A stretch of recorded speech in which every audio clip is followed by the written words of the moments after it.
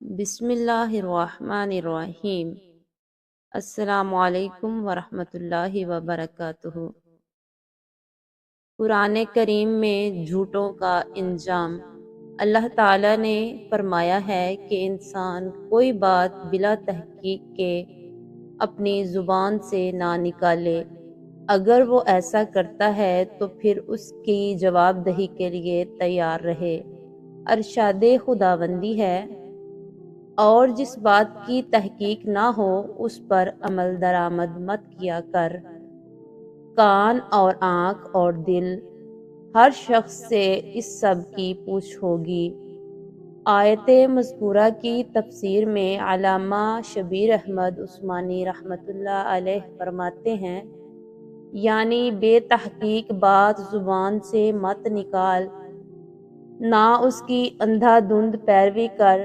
آدمی کو چاہیے کہ کان، آنکھ اور دل و دماغ سے کام لے کر اور بقدر کفایت تحقیق کر کے کوئی بات منہ سے نکالے یا عمل میں لائے۔ سنی سنائی باتوں پر بنا سوچے سمجھے یوں ہی کوئی قطعی حکم نہ لگائے یا عمل درآمد شروع نہ کر دے۔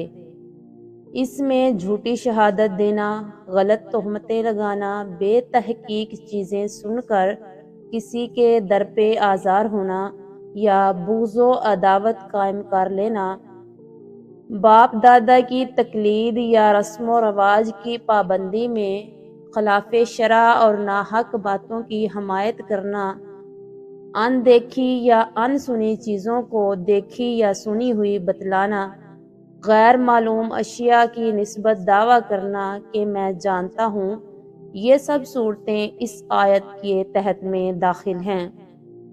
یاد رکھنا چاہیے کہ قیامت کے دن تمام گواہ کی نسبت سوال ہوگا کہ ان کو کہاں کہاں استعمال کیا تھا، بے موقع تو خرچ نہیں کیا۔ تفسیر عثمانی۔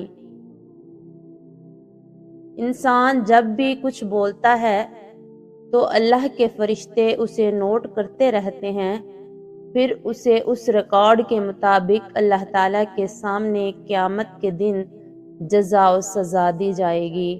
اللہ تعالیٰ کا فرمان ہے، وہ کوئی لفظ منہ سے نہیں نکالنے پاتا مگر اس کے پاس ہی ایک طاق لگانے والا تیار ہے، یعنی انسان کوئی کلمہ جسے اپنی زبان سے نکالتا ہے اسے یہ نگران فرشتے محفوظ کر لیتے ہیں۔ یہ فرشتے اس کا ایک ایک لفظ لکھتے ہیں، خواہ اس میں کوئی گناہ یا ثواب اور خیر یا شر ہو یا نہ ہو۔ حضرت صفوان بن سلیم رضی اللہ عنہ بیان کرتے ہیں، اللہ کے رسول صلی اللہ علیہ وسلم سے پوچھا گیا، کیا مومن بزدل ہو سکتا ہے؟ آپ صلی اللہ علیہ وآلہ وسلم نے جواب دیا، ہاں۔ پھر سوال کیا گیا، کیا مسلمان بخیل ہو سکتا ہے؟ آپ صلی اللہ علیہ وسلم نے جواب دیا، ہاں۔ پھر عرض کیا گیا، کیا مسلمان جھوٹا ہو سکتا ہے؟